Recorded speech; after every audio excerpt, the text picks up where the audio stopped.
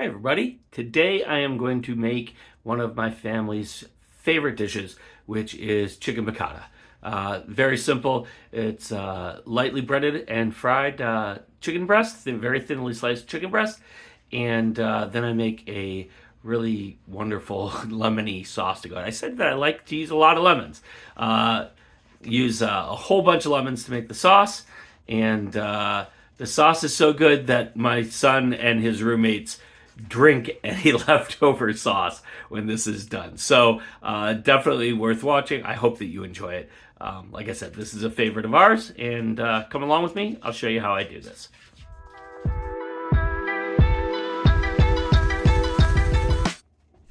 Okay, over here I've got my three things I'm going to use for dredging.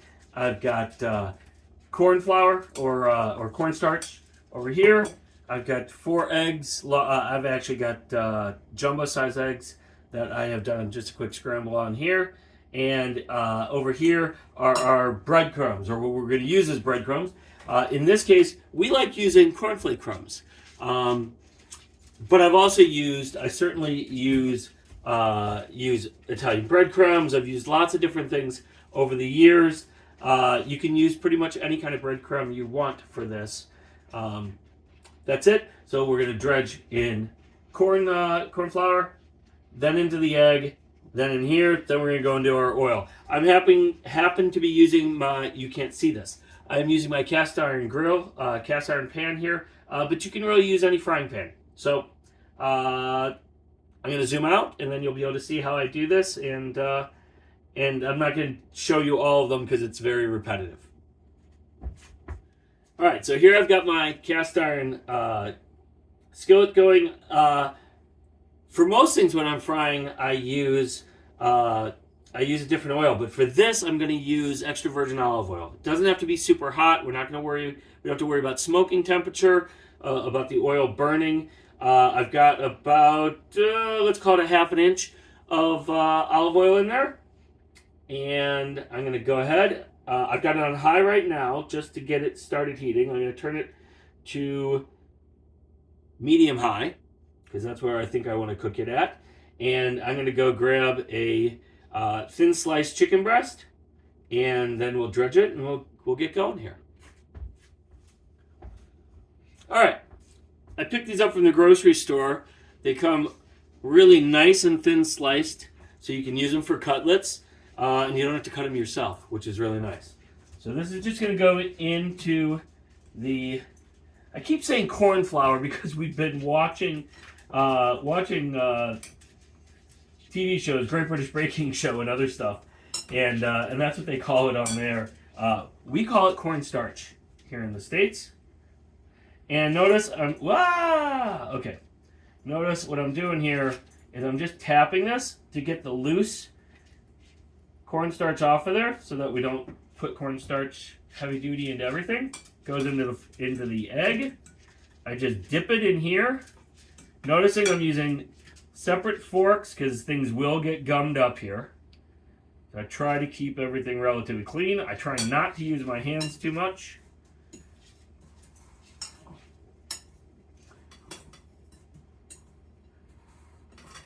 Alright, so this is ready as soon as the oil is ready, and I'm going to have 2 more in process. One's going to be sitting when the eggs waiting for this. The other will have been in the cornstarch waiting to go in the eggs, then to this. But that way I'm kind of all set up, and I can very quickly move stuff into here and out of here as things cook. So I'm going to get those other 2 ready, and I will come back. Okay, I've got those all prepped, or at least as far as I can take them at the moment. I'm going to put this first one in. Again, I give it a tap here.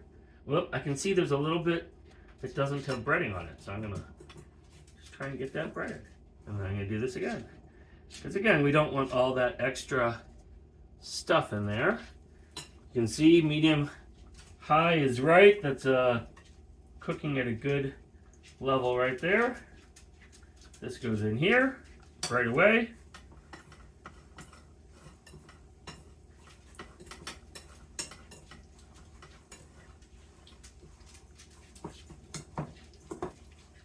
Tap, tap, tap. into the oil. We need to have our salt out because as soon as stuff comes out of frying, it gets salted. This one, tap, tap, tap, tap, tap, tap, tap. We're going to get going. I'm going to get 2 more going so that we are ready to go. And actually, these are picking up steam, so I'm going to actually turn this down to medium because I don't want them going too fast, or I won't be able to keep up with them as well as making the rest of dinner. Speaking of, tonight I'm going to make a salad and just some crescent rolls to go with this. I like crescent rolls. We don't serve a lot of carbs in the house, but I like having some kind of bread with this because everybody likes to soak up all the extra lemon sauce. So that's going to be the plan tonight.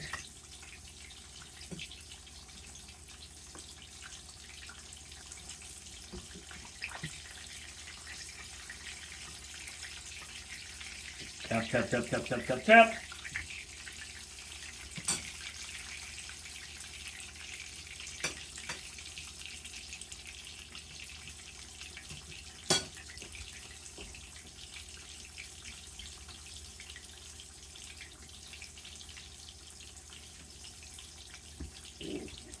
That is a big one.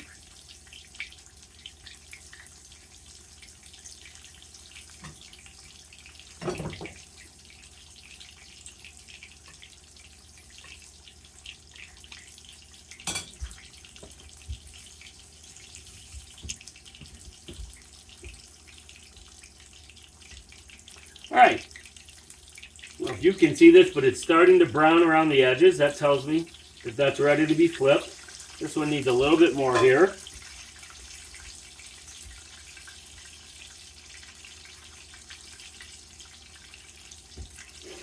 I will stay here for a minute to just show you how you do each one of these. It doesn't take very long. They're very thin. They cook very quickly. This one is turning as well. So just let that go for about a minute on this side, and then it'll come out, and the next one will go in. And it's just assembly line. That's all this is. Same thing over and over again. There's about 3 more in the package, so I don't know. There's about 8 here total, which will be great for the 3 of us because everybody will eat 2, and there'll be a couple more, 2 or 3 more for leftovers, unless somebody decides they have a 3rd, which is fine as well. Okay. Nice and golden brown on both sides. I've got a tray here with just 3 layers of paper towel on it. Hit it with salt. That's it. This one will be ready soon, but we don't want the oil to get too hot because there's only one in there. So let's get the next one in. This one should be good now. Yep. Salt. And the next one's got to go in.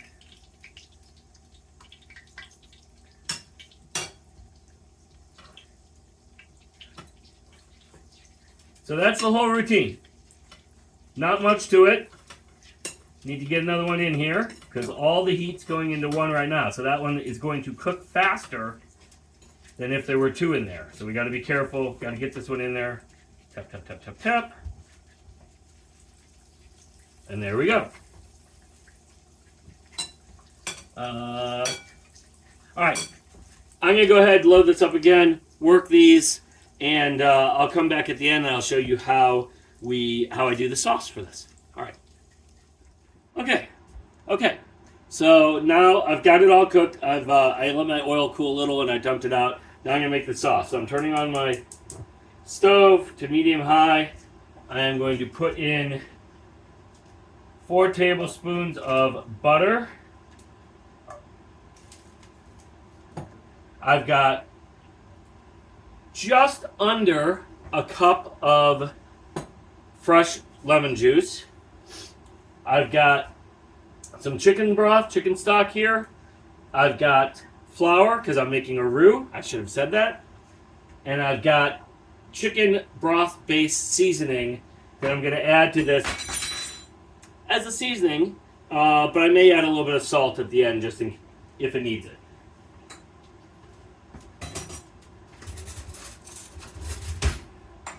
All right, so we're going to let this melt. We're going to add, actually, while that's melting, I'm going to go ahead and add some of this chicken broth. Oh my God, I'm making a mess. Chicken broth flavoring. Call it a tablespoon.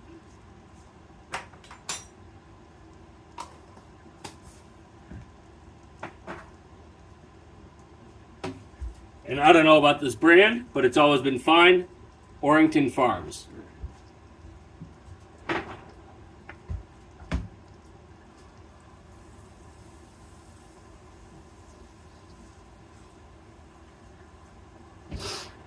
And I put that broth base in here at the beginning so that I could break up these chunks and more or less dissolve it into the butter.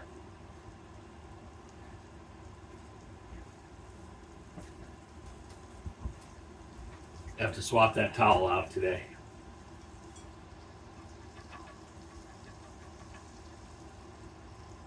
Okay.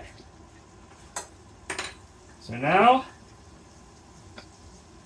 gonna add, I think, 2 tablespoons, heaping tablespoons of flour to that. And this is gonna be for our roux. This is our roux going now.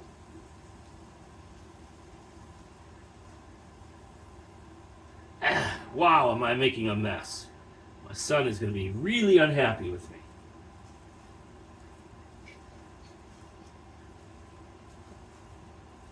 I showed you how to make a roux before. We got to cook out the flour so it doesn't taste raw.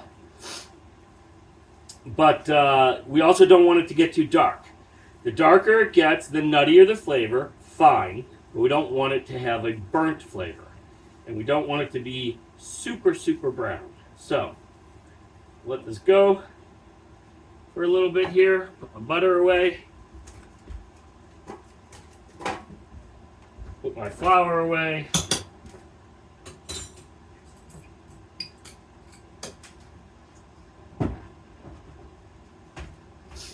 Now, how this is going to work, we're going to add all of our lemon juice in when we're ready here. And then we're going to see how thick it is. And we're going to add as much chicken stock as we need to get it to the consistency we want, which is coating the back of a spoon. Got our spoon here, good to go. This only takes a couple minutes to cook this out.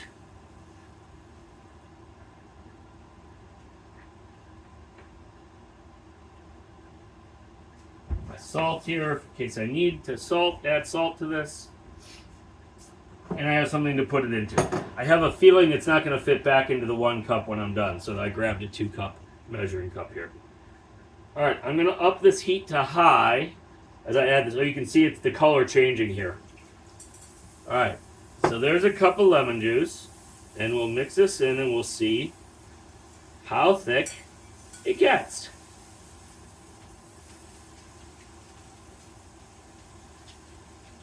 And I already know that the answer is going to be too thick, which is why I have the chicken stock out. You can see it's looking gloopy now. This is not what we want. So, chicken stock to the rescue. That was maybe 1/4 of a cup to 1/3 of a cup. I can see already it's not going to be enough. I'm going to add some more. Maybe another 1/4 cup or so. Don't go too far, too fast, because otherwise you're going to have to cook it out if it gets too loose. This is still too thick.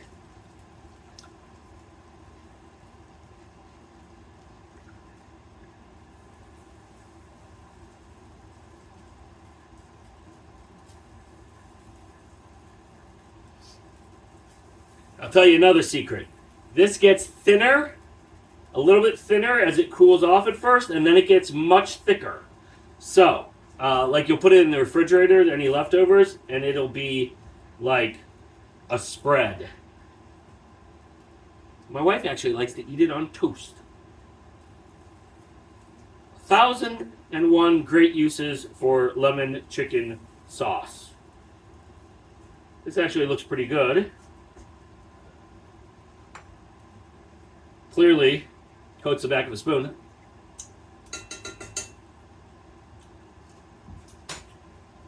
And add a little bit more salt, not a lot, and people can add salt at the table. So that's all I'm going to add. Mix that in, and we are good to go. So when we turn this off, it's going to go in here. This pan is heavy and hot, so I want to use 2 hands.